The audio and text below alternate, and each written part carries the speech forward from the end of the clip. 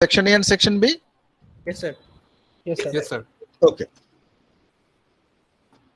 Now the different types of the different approaches to model a truss to develop the geometry that has been shown to you, and different aspects will go on being shown to you, and you have been exposed to giving the loads as well, but you have not been taught how to give the design commands. Am I correct? SRC and SP ma'am, the design commands? Yes, sir. Yes, but today, actually, at this moment, it will not be possible for us to discuss that. Alternatively, sir, the remaining part of the last class that we will discuss, and the idea that you are just telling to the students, the analysis part of that we may do today. Sir, could you please repeat it? My system was echoing, so I could not clearly hear. Please repeat once. Sir, we have discussed in the morning that some remaining part of the previous day's discussion that we will discuss today first. That I have discussed that regarding the indeterminate determinate structure, how to give the cross-sectional property based on that, the member force will vary, etc. Those ideas we will share today. Right. And exactly. after that, what we have discussed that we will try to share with them just now what you are telling, and different approach probably,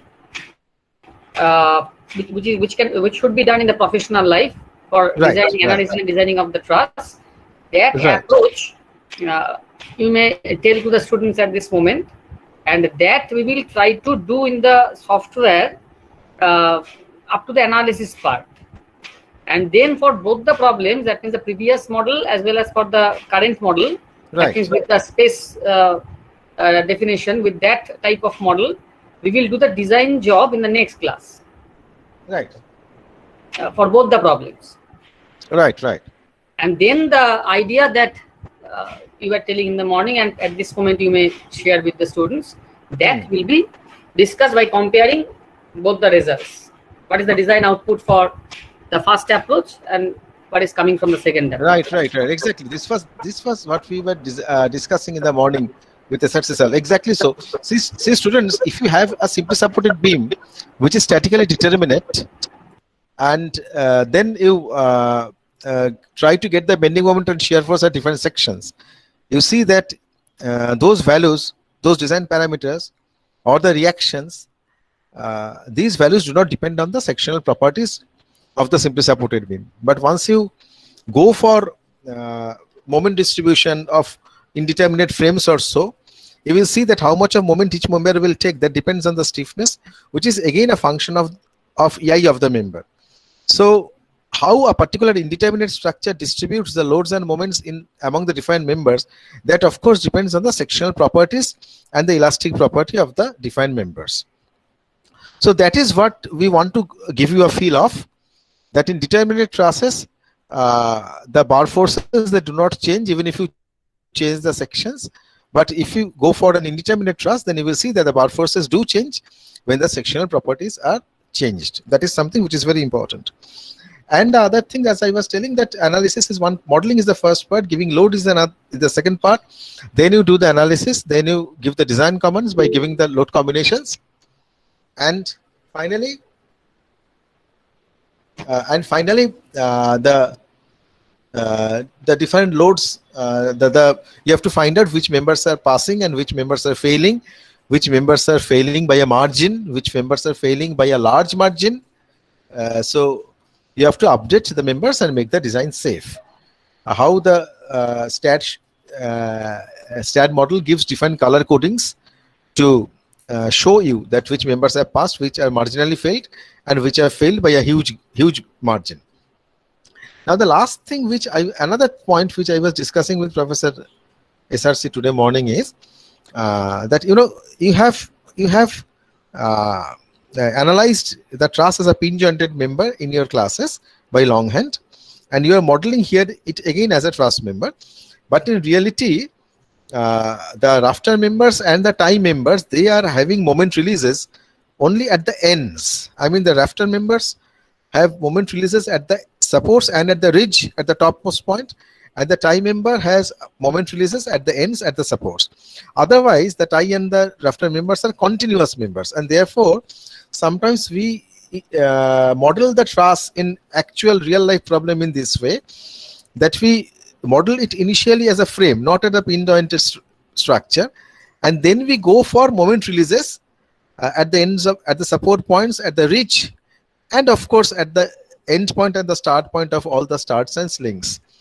So that is something we may take up in a future class.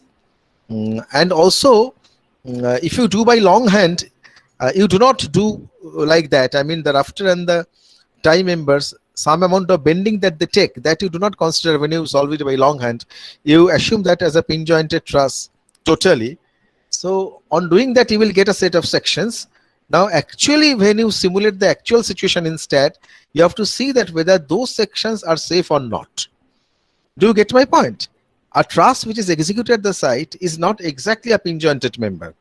So assuming that as a pin jointed member, whatever sections you are getting, when you actually execute it by imposing the actual nodal boundary conditions, you have to see that whether those sections are passing or not. So that remains an exercise to be pursued. So that I would request SRC sir and SP ma'am, if time permits, they may cover this aspect as well. So these are the points which I think should be emphasized on, and I will request SRC sir and SP ma'am to proceed with the class as they have planned, and I would request them to touch these points, all of these points or some of these points, because we have time as a constraint also, because we have to do frame analysis as well. So I request them to cover as much as possible, as much as the time permits. So SRC sir and SP ma'am, you please, you may continue with the class.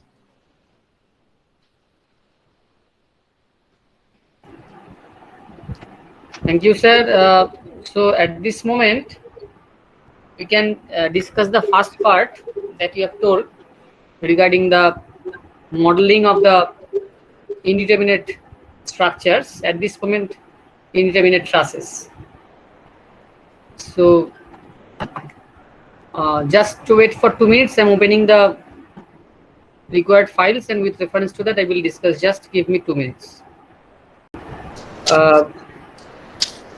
Before doing any analysis or showing any analysis of any problem, so let me tell you that the structures may be determinate, may be indeterminate. You know that for the indeterminate structures, either the support reactions or the member forces, if you just count, that means the number of unknown force components, if you count, that will be higher than the number of equilibrium equations available for the problem, and that's why it is statically indeterminate. And you know that in some of the problems you will see that the reactive force components, number of reactive force components, due to its large number, it is statically indeterminate by it will be externally indeterminate, and if the number of internal force components that is more, then it will be internally indeterminate. Now, how many reactive force components that can be solved by applying the conditions of statical equilibrium, depending on the problem, you may find out that. If the number of reactions is higher than that, then obviously it will be statically indeterminate externally. And depending on the, for example, in case of truss, depending on the geometry of the truss, if the member forces cannot be determined from the equilibrium of the joint forces, then obviously it will be internally indeterminate. Now the truss that we have solved, let me open that file first. So this is the truss we have analyzed in the last 2 classes. Now here, if you just look at the geometry of the truss as well as the support condition, you will see that this is the hinge support, this is the roller support. Okay, so there will be 2 support reactions. It is a plane truss, obviously not a space truss. So for this 2-dimensional truss structure, you will get two support reactions, one vertical reaction and one horizontal reaction. And at the roller support, we have seen one vertical support reaction. Okay. So if we consider the equilibrium condition for this kind of structure, obviously 3 equilibrium conditions will be there. So if these are the only supports of the structure, that means these 3 support reactions are only there, then it will be externally determinate. Okay. Now the structure, this particular structure can be made externally indeterminate by adding one more support reaction or one more reactive force component. For example, say if this roller support is considered as, say, one hinged one, then automatically two horizontal reactive force components will be there at both the hinge supports, as well as 2 vertical support reactions will be there at both the supports. So 4 support reactions will be there, means it will be externally indeterminate by degree 1. Similarly, the overall indeterminacy of the statical indeterminacy of the structure can be considered, that how many members are there, how many reactive force components are there. Okay, and at each joint you may consider 2 for this truss type of structure. At each joint you will get 2 equilibrium condition. So how many joints you know? So overall statical indeterminacy can be computed as m plus r minus twice J. So number of member forces, actually in each member we are considering one force, so one force component. So all of you know this one, that this particular structure, if you count the number of members, and here the support reaction reactive force components, there are 3 support reactive force components. So all these m plus r will be equal to twice J for this kind of structure. So it is statically determinate structure. Now it can be made statically indeterminate either by adding some additional support reactions or by adding some internal members. So if I add one member here, say another member here, like that, then it will be internally indeterminate. Okay. Now already Professor Chakraborty has started discussing that if you consider that the structure is statically indeterminate instead of determinate, then when you will do the analysis, you should be very careful regarding the sectional property that you are giving. For example, say in this problem, what sectional property we have given? We have considered ISA 75-75-8 for the peripheral members. Okay, and for internal members we have given 65-65-8. Now, as it is a determinate structure, so if you change the cross-sectional property, for example, instead of the 65-65-8, if you give 80-88, or say if you give same cross-sectional property as 75-75-8 for all the members, there will not be any change. There will not be any change in the member forces. Okay. One particular point you must remember, that in this type of statically determinate truss, statically determinate structure, this is valid for the statically indeterminate beams or frames also, that whatever we will tell today, obviously that will be valid for other type of structures also, but at this moment we will limit our discussion only within the truss structures, and particularly the truss type of structure that we have considered in this class, in the previous classes. So here the point that just now what I am telling, that we have considered self weight separately. For example, here if I click on the load details, just look at this table. Here 20 kilonewton vertical force is there at these points, at these nodes, and horizontal 15 kilonewton is there. But other than this one, we have considered the self weight of the structure. So if you consider the self weight as an additional load that I have just omitted at this moment, if I open the STAAD editor, you will see that the font size is too small. I don't know whether it is visible to you or not. This is the command self weight. This is the command self weight y minus 1. In the last class, we have considered the self weight, but at this moment, we have just make it a comment. That means we have omitted, not exactly deleted the statement, but we have put one star symbol at the very beginning, such that when the software will run and it will take all the input data from different lines, it will simply skip that line. Okay, so this particular instruction, what we have given at this line, that will not be considered by the software when it will run it, when it will take the data from this input file. Okay, why? Because in our initial analysis, we have considered this self-head, but at this moment, whatever we are telling, that will not be valid if the self-head is considered separately. That means if the loads are same, please try to understand that for any kind of structure, if you change the load, then obviously the deflection will change, and we are not discussing anything regarding related displacement at this moment. We are telling that the member forces in the truss, or if you see in case of beam problem, the bending moment, shear force, etc., that will change due to the increment of the load. If you increase the load, then automatically the bending moment will change. In our case, the truss member force will change. So self-weight if you add, then what will be the problem? When you will change the cross-sectional property, then automatically it will affect the member force, because just due to the fact that self-weight of the previous structure and the current structure is not same. If you increase the cross-sectional property, then the self-weight will increase and the member force will increase. And if you just decrease the cross-sectional properties, then automatically the weight will also decrease, self-weight will decrease, and the member force will decrease. So the conclusion that we are making at this moment, that will not be valid, that will not be correct if we consider the self-weight.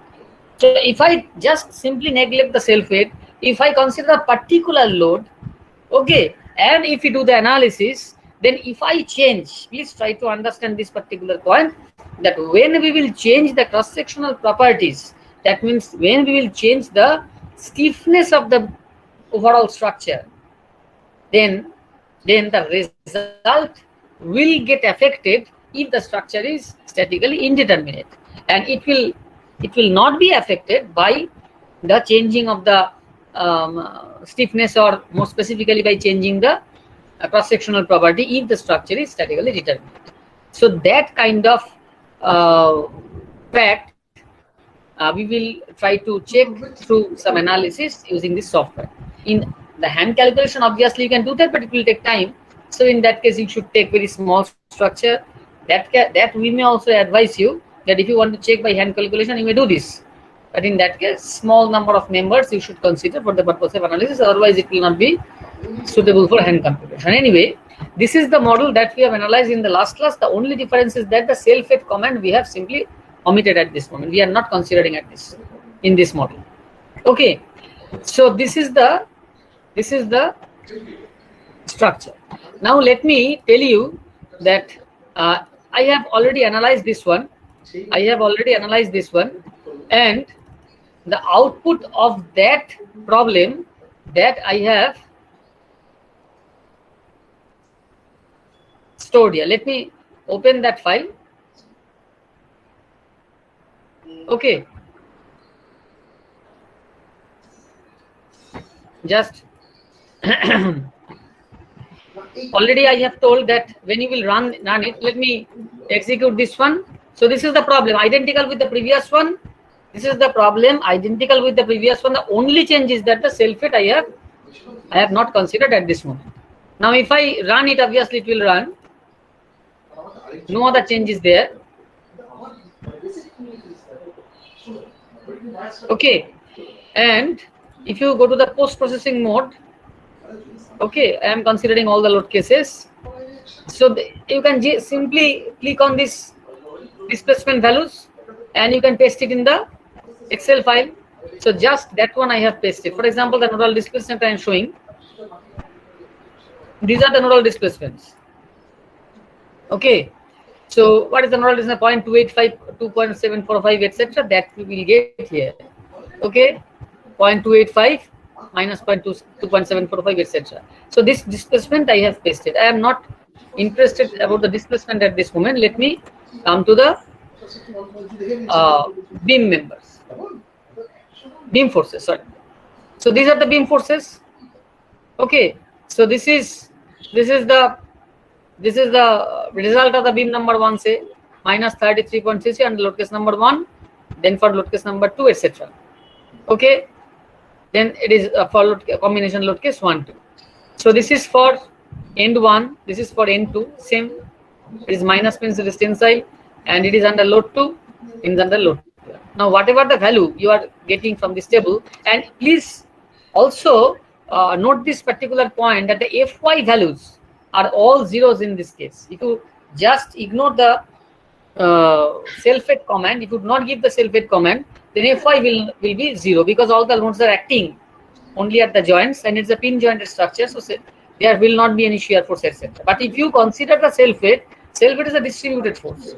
So when the distributed force will act, so automatically shear force, very small amount of shear force we have noted probably in the last two classes, that the result, when we have shown, you have seen that very small values of Fys were there in some of the member forces. But in this case, if you just scroll down, you will see for all the members Fy is 0.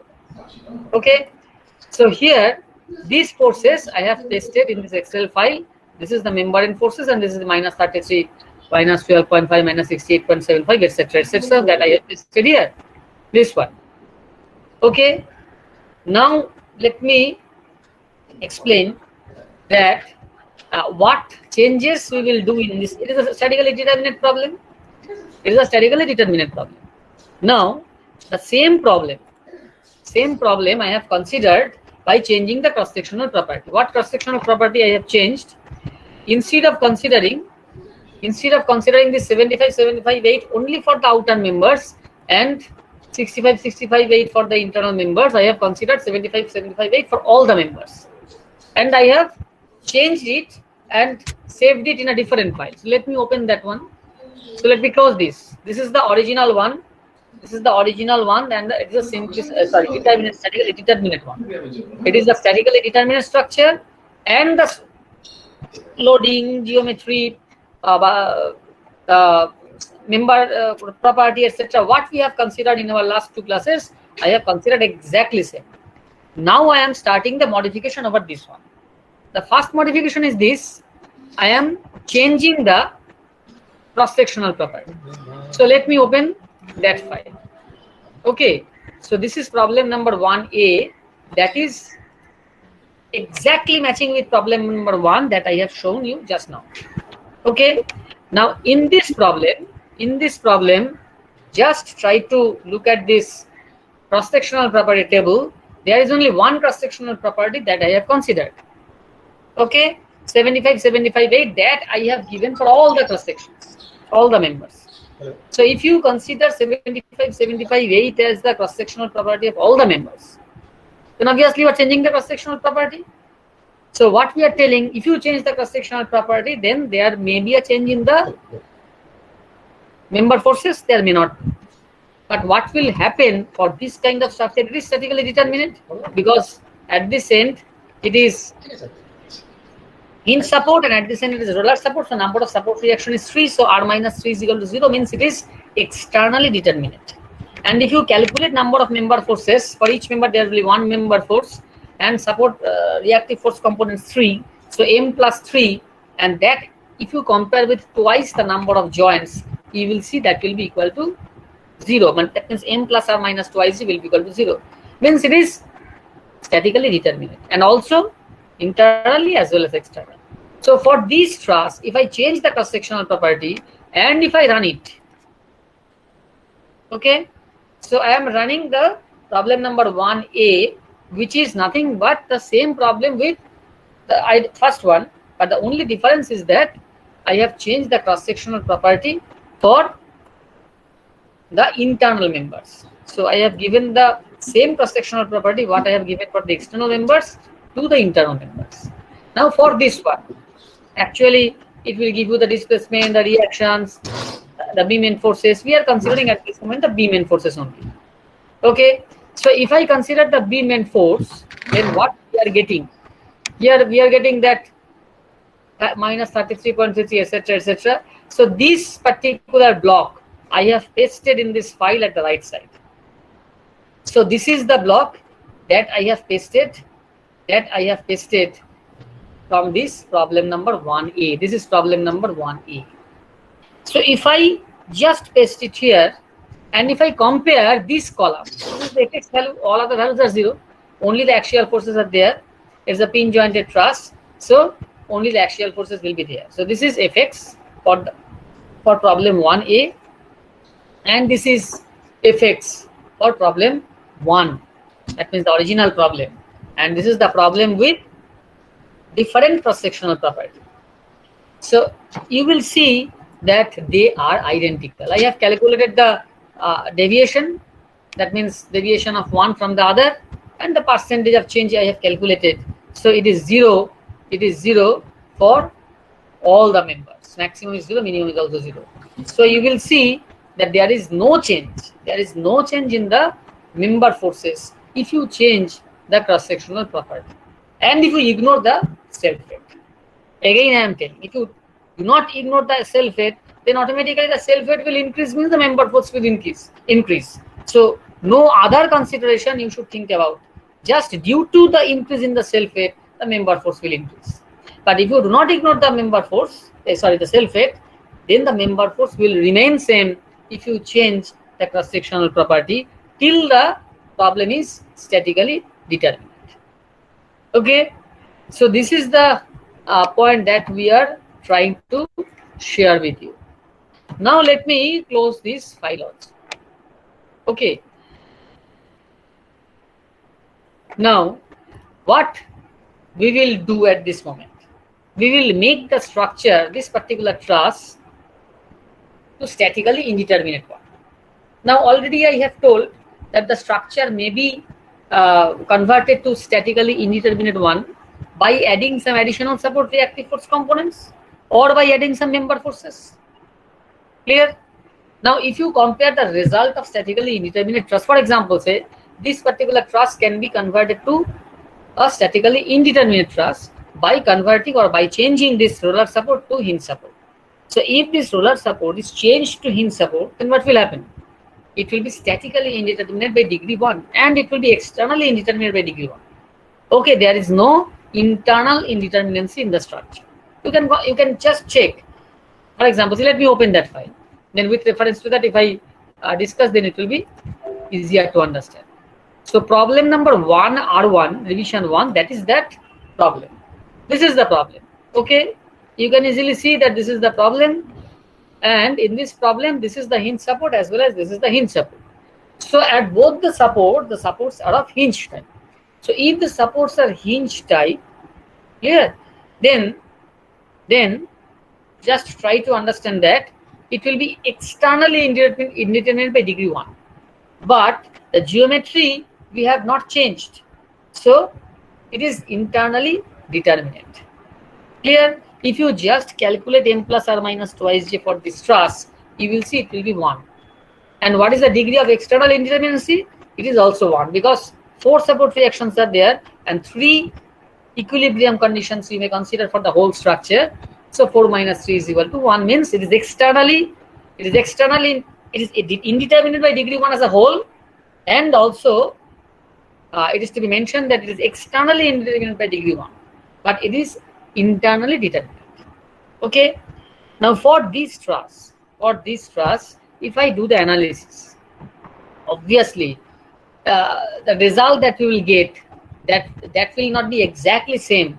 That will not be exactly same for the problem 1 structure, because problem 1 was a statically determinate structure.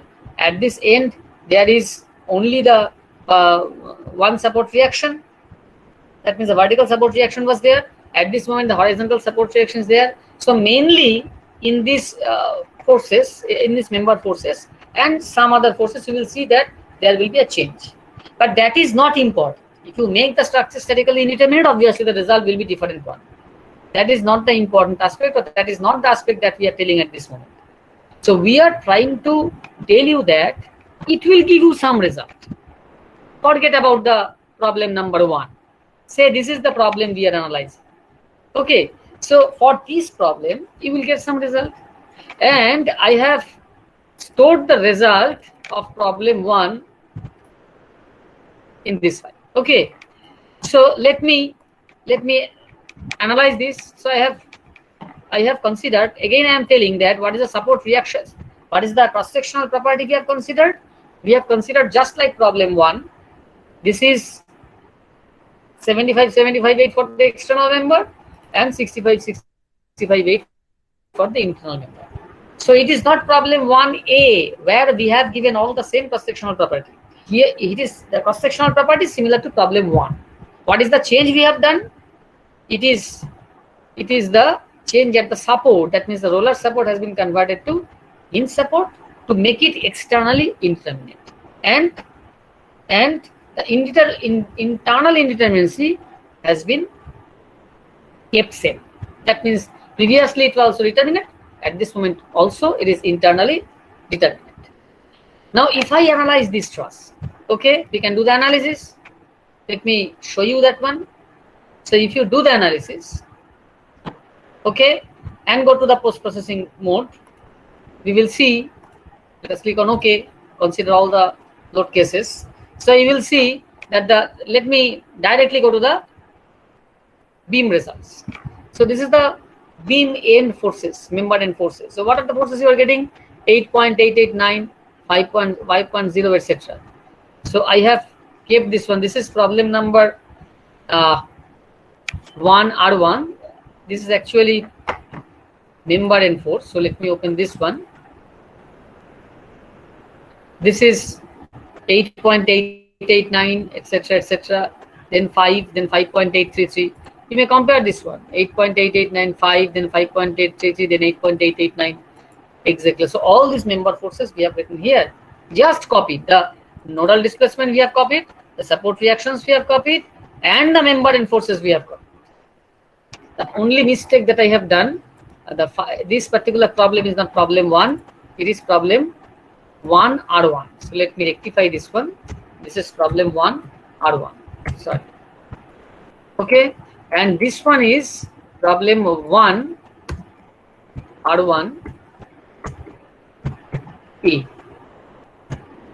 Okay.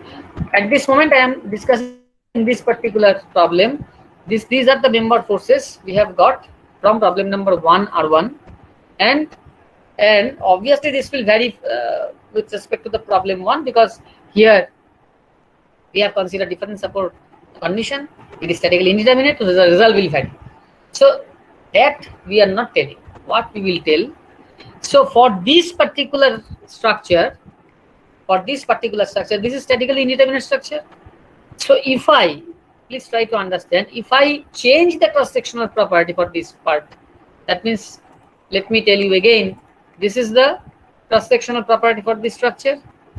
Okay. So problem number 1R1, it is the externally indeterminate similar kind of truss, okay, where different cross-sectional properties, that means 75, 75, 8 as well as 65, 65, 8 both are there. Now we will change this particular problem to another problem where basically we are changing the cross-sectional properties. So what kind of change we will do? We will provide or we will assign the 75, 75, 8 for all the members. So let me close that one. That file I have saved as problem 1R1A. Okay. Well, how you can save it? Save as option you can use this one. This file under which save as option is there. So when you will save as, then just like any other application in a particular folder, you can save the file with different name. Okay. So I have saved it as, already I have saved this one as problem 1R1A. So let us close it. So if I open problem 1R1A, this is the modification of our problem 1R1. What is the modification we have done? Support reaction is hinged at both the ends, so 2 + 2, 4 support reactions are there, similar to problem 1R1. So why it is problem 1R1A? Because here the cross-sectional property is a different one. Here 75, 75, 8 that we have considered for all the cross-sectional members. That means in problem 1R1, 75, 75, 8 and 65, 65, 8 were there. Okay, were assigned to different members. But in problem number 1R1A, okay, only 75, 75, 8 that has been assigned to all the members. So we have changed the cross-sectional property. So as we have changed the cross-sectional property, automatically as per the concept, the member force should change. So let me check whether the member forces are changing or not. So let us execute it, run it. So let me click on analyze, it will run. And the member force values that we will get in the post-processing mode. So let me go to the post-processing mode, where let us click on done. So we are entering into the post-processing mode. So I am directly entering into the member force result. So these are the member force result, beam end force. It is calling beam end force. So these are different members. What are the member properties? What are the values of the axial forces?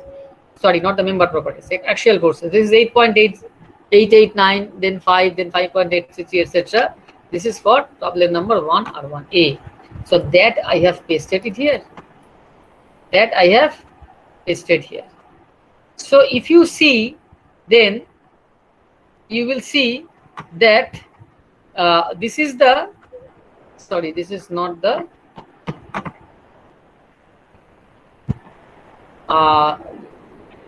this is the R1 output. Just a minute. Just a minute. Let me check this one.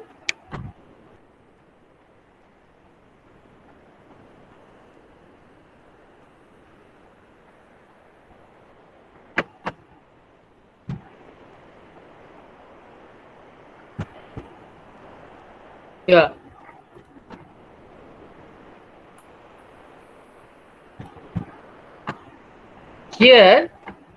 Here you will see, yes, this is the point, that when you will see that the vertical loads are there, the loads are there that you have already seen, that the horizontal loads and vertical loads that are acting over this one, you will see that it is the externally indeterminate structure.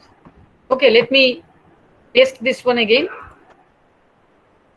This is the beam forces. So let me select this one. Let me copy and paste it in the R1 output file. Okay, you are getting that due to the changing in the cross-sectional property in case of truss, you will see that as you have changed the cross-sectional property, there is no change in the member forces. Okay, because your indeterminacy is of internal type. It is the external indeterminacy. Okay, so it is the external indeterminacy. Only the hinge support has been converted to the roller support. Sorry, the roller support has been converted to the hinge support.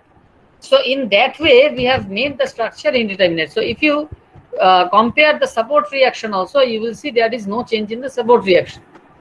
Okay, but when we will do the internal, when we will change in the internal geometry of the truss, okay, that means say it is internally indeterminate, then you will get the effect of that. So let me explain this one with reference to the third problem. So this is the second problem, R1 problem. We have considered R1 and R1A, and we have noticed that if you just change the roller support to the hinge support, then there we are not getting any change in the member forces. Okay. Now, if I consider the second type of indeterminate structure, that means say R2. Okay, R2 is not exactly same with the problem 1. It is problem 1 R2. It is not similar to problem 1 R1. How it is different from problem number 1? These members, these two diagonal members were not present in the first problem. If I just open the first problem again, then we will get the idea that if I consider problem number 1, okay, then these members were there. These members were there. But in the problem number 1 R2, that means this one, Okay, this instead of this member, this one, and this one are the additional members. Are the additional members that we have added to make the structure internally indeterminate, to make the truss internally indeterminate. So this truss is now internally as well as externally indeterminate. Okay, and we have seen that due to the external indeterminacy, there is no change in the member forces. But at this moment, it will depend on the loads also, whether the support reaction will change, etc. or not. There will be no change in the support reaction as we have not considered, or the deflection as we have not considered the self weight. Only the same external load, that imposed load, that we have considered. Now, in this problem, the geometry has been changed. Now the structure is internally as well as externally indeterminate. Now for this structure, we have considered initially both the cross-sectional properties. That means 75-75-8 for the outer peripheral members and 65-65-8 for the internal members, all internal members. And if I analyze this problem, let me analyze this one. So if I do the analysis, you will see that we are considering all the all the load cases. This is the beam result, with the beam end forces. So if I just check let me go to the first one, the first member, 10.008, 088, then 4.825. You will get in problem 1 R2, that member force is this one, 10.088, 4.825, 7.893, 3.284, etc. Okay, 7.893, 3.284, etc. Okay, so all these member forces, whatever you are getting here, I have pasted it in this Excel file. So you are getting this is not problem 1, this will be problem 1 R2. Okay, so let me change this one. This is problem 1 R2. Okay, and this will be problem 1 R2A. Okay, so this is the result we have seen for this truss. Okay, now what we will do? We will change the cross-sectional property. We will change the cross-sectional property means this property we will give to internal members as well, instead of providing this cross-sectional property. So if we provide 75-75-8 for all internal members, that means if I change the cross-sectional property from this particular one, then obviously there should be some changes in the result. So let me check that one. So let us close this and open that file where I have kept the same cross-sectional property. That means this one. Here, same problem. All those diagonal members are there, both unhinged. Okay, and in the general page, we are getting that 75-75-8. We have given all the cross-sectional property. So for this kind of truss, if we change the cross-sectional property from the earlier one, the outer cross-sectional property and internal cross-sectional property are different. They were different, but at this moment we have kept same cross-sectional property for all the members. So if we do that change, then, and if I do the analysis, then obviously we will get the member forces. And let me check whether they are identical or not. So we have got this result. So go to the post-processing mode, and we are getting that the beam forces, that is this one. That is this one. So this is 10.288, 4.798, 8.207, etc. That we have pasted here, 10.269, 4.798, 8.207, etc. Then 3.143, 3.143, like that. So all those forces we have pasted here at the right part of this Excel sheet. So this is the axial forces in different members of the truss, considering different, that means new variation of the cross-sectional properties. So in the older one, we have considered two different cross-sectional properties for external member and internal member, and in the new file, we have actually new model. We have actually considered identical cross-sectional properties for all the members. That means we have changed the cross-sectional property from the earlier one to the newer one. So if this is so, then there will be a change in the member forces, and that percentage change in the member forces that we have calculated, and we have seen that maximum percentage for this particular problem. Exactly for this particular problem, I am telling it is maximum variation is 17% and the minimum one is minus 19%. So more or less, the values may be positive or negative depending on the tensile force or compressive force. So more or less 20%, okay, or 19% changes will be there. 19% variation or 20% variation will be there in the member forces if I change the cross sectional property. Okay, now you may also see this one. Let me save as this one as a new file. Just for your understanding, we are considering R3, not R3, sorry. Okay, I will change this one in the this one later. At this moment, let us consider this one as R3. Okay, now in the R3 file, in the modeling mode, let me go to the general page. Instead of this 75-75-8, I will change it again. Okay, so if I change it, instead of 75-75-8, if I change it, say let me consider, say 90-90-10. Okay, I am deleting the previous files, so this is the new file 90-90-10.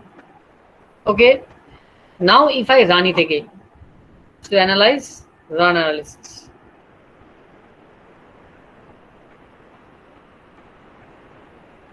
Okay, let me save as this one in a different way.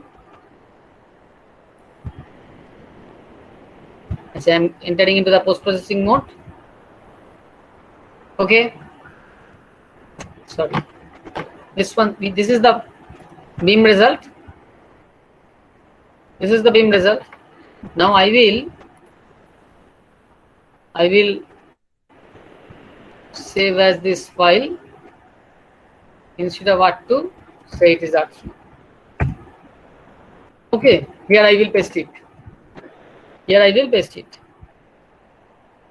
So this is the beam result. Let me copy this one. Right click, copy. What I am doing? First I am clicking on this beam cell. Then it will be entire sheet will be selected. Then right click, copy. And then in the Excel file, I am pasting. Okay, clear? So again, you will see that when we change this one, please try to listen very carefully. When we are changing this, okay, if I open both the files, this is R1, let me close this one. Very important point I am telling. Save. So let me open that file, R21. Okay, if you just compare this one, 10.269, 10.269, we are getting R3 also 10.269, 4.798, 4.798. Okay, clear? In this way, if I just go to the right end one, what is the last one? 22.969. 22.969 we will get. 22.969. What is the change from this one to this one? What is the change from this one to this one? We have changed the cross-sectional property from 75-75-8. Please try to listen carefully. In the last problem, that means not this one, before that the last problem, we have considered in the modeling that the cross-sectional property was not this one. Not this one. In R2A. In R2A, what is the cross-sectional property we have considered? 75-75-8 for all sections. Now, what I have considered in the last problem, that is R3. In the R3, we have considered 90, 90, 10 for all the members, and you are getting that same identical results we are getting in, though it's a statically indeterminate problem. Though it's a statically indeterminate problem. Why it is so? Why it is so? I have changed the cross-sectional properties from the R2, which is basically R2A, which is basically 75, 75, 8 for all the cross-sectional members. And now it is 90, 90, 10 for all the cross-sectional members. So it's a statically indeterminate one. So there should be the changes in the member forces, but you will see that there is no changes. I can just paste it. This is the output of 75, 75, 10. This is the output of 75, 75, 10. Okay, if I paste it on R3, just a minute. If I paste it on R3, you will see that every variation is 0. Why it is so? This is with 75, 75, 8, and this is with 90, 90, 10. Please try to understand this particular point, that if you change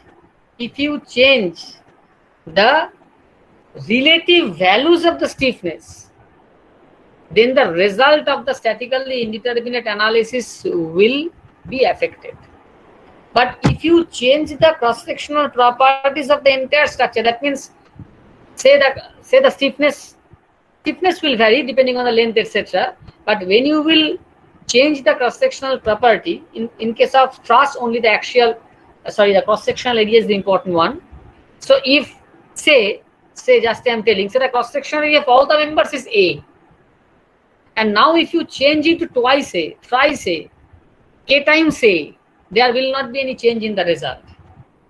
But if you do the change in this way, that for some of the members, it is say K1 times of A, and for some other members it is K2 times of A. That means there is the relative change or relative variation among the cross-sectional properties of different members. If it is so, then that will affect the result for the indeterminate structure. Okay, so just I am keeping the earlier one, that is this is for 75, 75, 8. Okay, it is which file? This is R3 file. So this is 75, 75, 8. Okay, for the outer members, and sorry, this is 75, 75, 8 for all the members, and this is the 90, 90, 10, 90, 90, 10 for all the members. So there is no change. Okay, now what I will do, I will actually, sorry, the last statement I have made wrong. This is the result for 75, 75, 8 for the outer peripheral members, and for internal it is 65, 65, 8. So this particular part, what we have got for all the members 75, 75, 8, we are getting the same change for the all members 90, 90, 10. Okay, so if we increase the relative variation of the cross-sectional properties, that means what is the difference between the cross-sectional area of 75, 75, 8 and 65, 65, 8, you may calculate. But instead of 75, 75, 8, if we provide say 90, 90, 10, so the variation will be in between 90, 90, 10 and 65, 65, 8. Obviously the variation will be more. So if the variation is more, then the changes in the member forces will be more. That we can see if we change the model in this way. Let me show you this one. That means say this is the R3 variation. Let us close it. Okay, so let me open R2 problem. Okay, Here the variation was 75, 75, 8 and 65, 65, 8.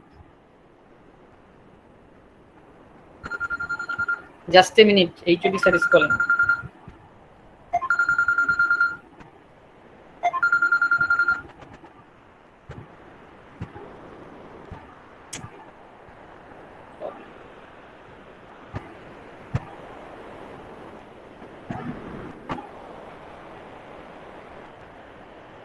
Okay, let me complete this one.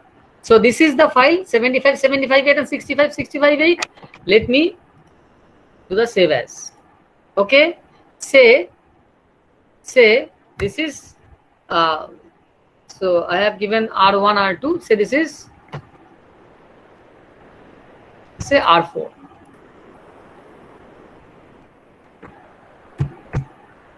Okay, say this is problem 1, R4, and there we are changing it in this way. Say instead of this one, that we are changing from 75, 75, 8 to say 100, 120, 120, 10. Huge change. Okay, so 120, 120, 10 that we are giving here, and 65, 65, 8 that we are giving here. Okay, now let me open that R2 file. Okay, and here I will paste it again, so save as, and this is say R4. Okay, so I will paste it here, the result. So let me run it.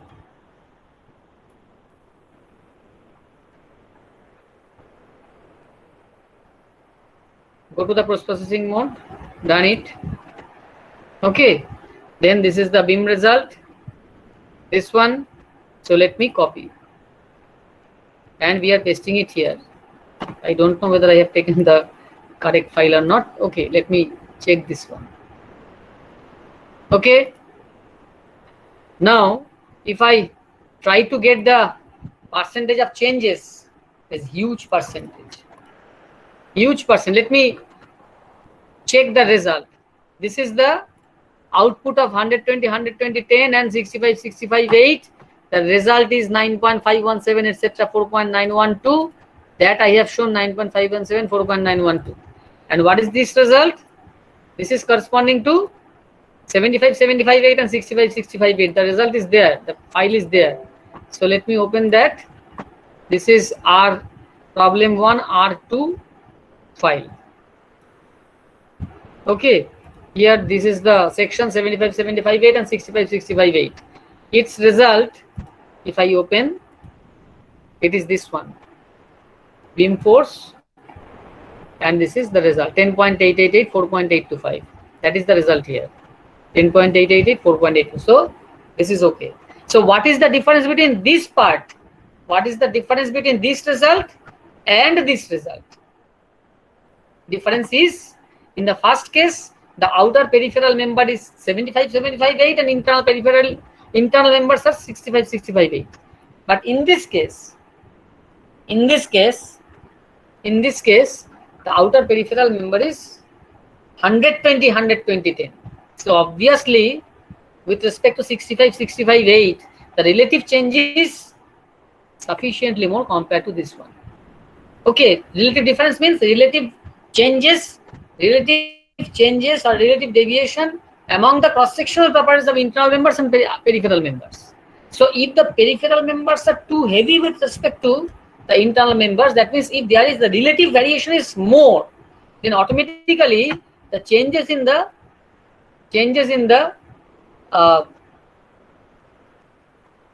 member forces will be too high. Okay, so this is the point that you must remember. In case of continuous beam also, in future we will also analyze the beam or frame, etc. You will see that the moment of inertia, say it's a 3-span or 4-span continuous beam. You have given a particular, for example, say the cross-sectional diameter, say it's a reinforced concrete beam, you have considered say 250 by 300 cross-sectional property for all the members, all the spans. Say 4-span continuous beam, all the span cross section is 250 by 400, then the result that you will get, and if you change the cross sectional dimension from 250 by 350 to say 300 by 500 for all the spans, then the result will be remaining same. There is no change in the result. If you do the moment distribution of slope deflection, etc., you will see that the result remains identical.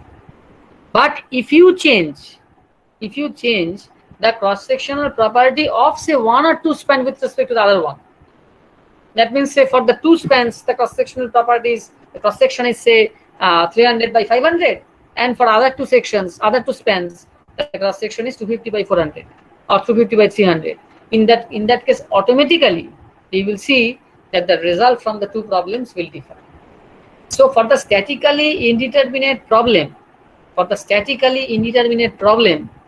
okay, you should be very careful regarding the relative change in the cross-sectional properties of different members. If there is no relative change, if as a whole the cross-sectional property of all the members, all the spans you are changing equally, then there will not be any change in the member forces, or in case of beams the bending moment shear force. That means for different members, the member end forces or the member section forces, at different sections obviously there may be a variation of the say bending moment shear force, etc. But whatever may be the result for the first problem, it will not change the second problem if the cross-sectional properties of all the members are changed. But in that case, the relative, what may be the relative variation of the cross-sectional properties, that cannot be changed. That means it may happen, say in case of continuous, in this case what we have seen,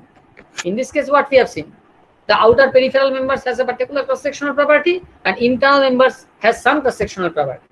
The ratio you may calculate.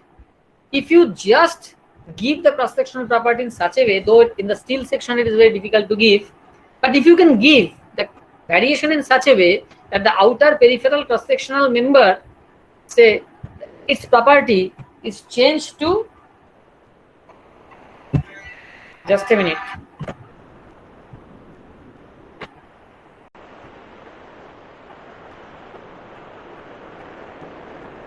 So what I am telling, that if you change the, say this is 75 weight, this is 65 weight. So the in case for the development of the stiffness of the individual members, you require the cross-sectional area. For the truss, for every truss member, the stiffness is EA by L. Okay. Now that cross-sectional area A will be required for the development of the stiffness matrix of all the members. So what is the cross-sectional property you have given for say this set of members? And what is the cross-sectional area you have given for the outer members? That you know. You can calculate the ratio. Now if you can assign the cross-sectional property in such a way that the 75 has been changed, and say the 65 weight has been changed, but the ratio between the cross-sectional area of the new replaced cross-section for the external members and the new replaced cross-section for the internal members, that cross-sectional ratio of the cross-sectional area, if they are same, then there will not be any change in the member forces. There will not be change in the result of the analysis of the indeterminate structure. Okay, the internally indeterminate truss, but it will change if the relative cross-sectional area changes. So this is the particular point. Relative word is very important in this case. You must remember that if the relative cross-sectional property changes, then obviously there will be change in the results of the analysis. But if the relative cross-sectional property does not change, then obviously there will not be any change in the result. So this is the main important point that probably has been discussed in the theoretical classes. Still, using this software, it is very easier to change the cross-sectional property. You can, in your hand calculation, obviously it will be very lengthy calculation, etc. It will take time. But using this software, you can do this kind of analysis within a few fractions of second, or within a minute, basically. Okay, so you may repeat the cross-sectional property, change in the cross-sectional property, etc., etc. And finally, the conclusion that we are making at this moment, you may validate by your own. Okay, for other geometry of the trusses, etc., etc. So just check it. Okay, if it is possible. If it is possible, again, I am telling you, if it is possible, you try to repeat the process in your device, considering different truss geometry, or considering different variation of the member property, etc. So that you may do at your own, and you can easily understand that what we are telling at this moment in this class, you will see this kind of result also in your analysis.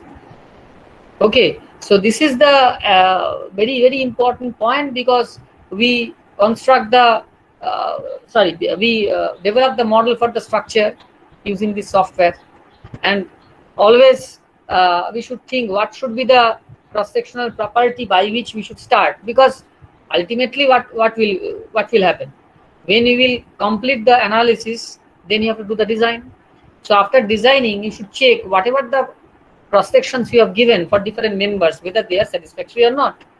If they are satisfactory, then also you should think about whether it should be reduced or not. If it is very uneconomic, say that section is not at all required, you may reduce that cross-sectional property. Obviously, you should try to reduce the cross-section.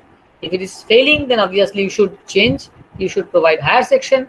If it is very much uneconomic, okay, then obviously you should reduce the section also, considering all the practical aspects.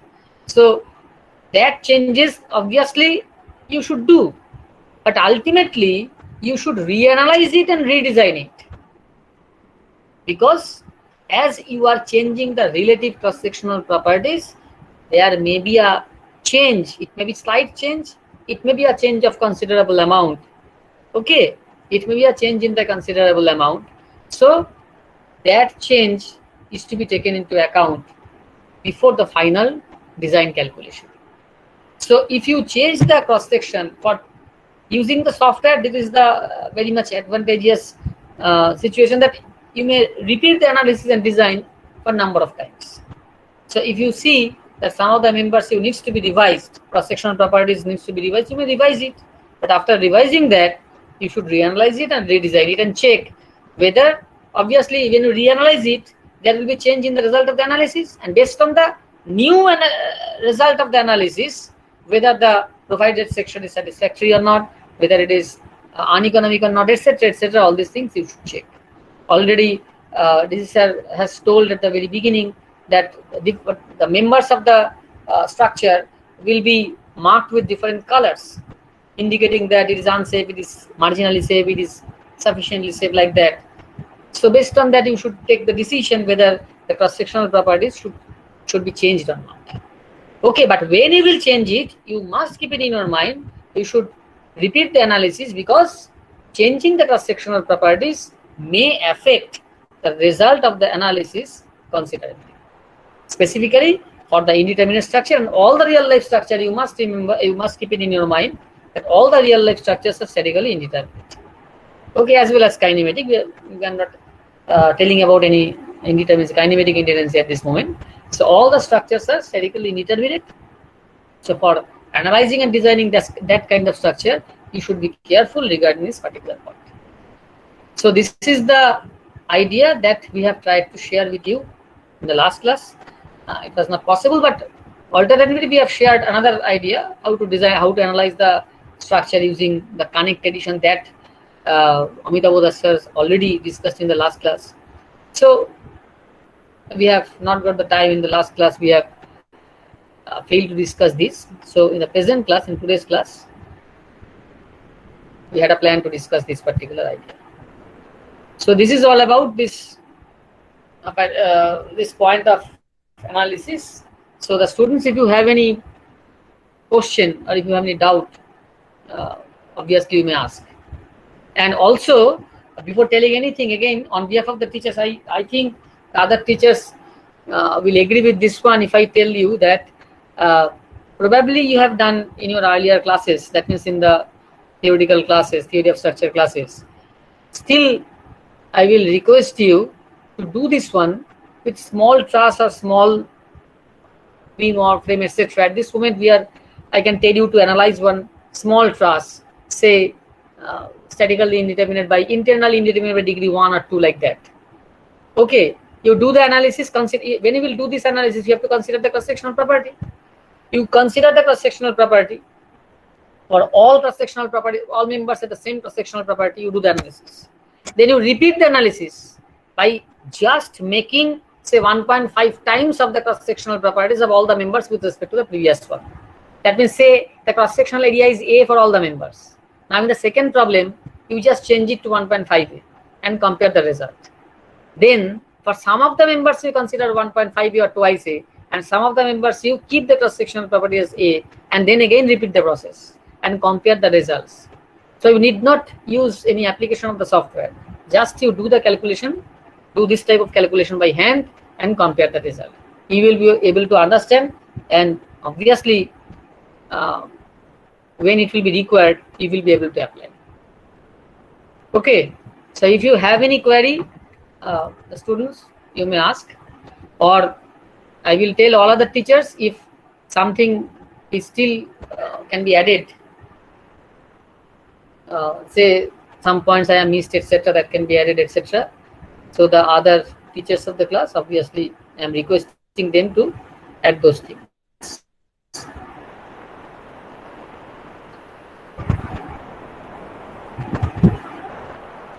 Yeah, students, do you have any query or any question, any doubt?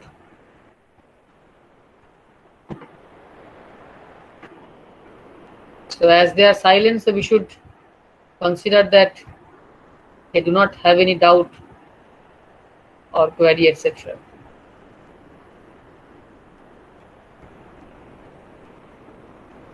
So I think I am asking DC sir, AD sir, and SD madam that whatever we have told to them today, I think this is sufficient for today. I think it is sufficient. Sir? Yes, sir. Can you hear me? Yes, sir. The part that you have covered is sufficient for today. I think that they have taken lecture notes as well as they have taken the recorded video of this lecture. So let them go through it, let them assimilate, and if they have any issue, then we will come back to them on day after tomorrow. So and attendance, Reushi ma'am has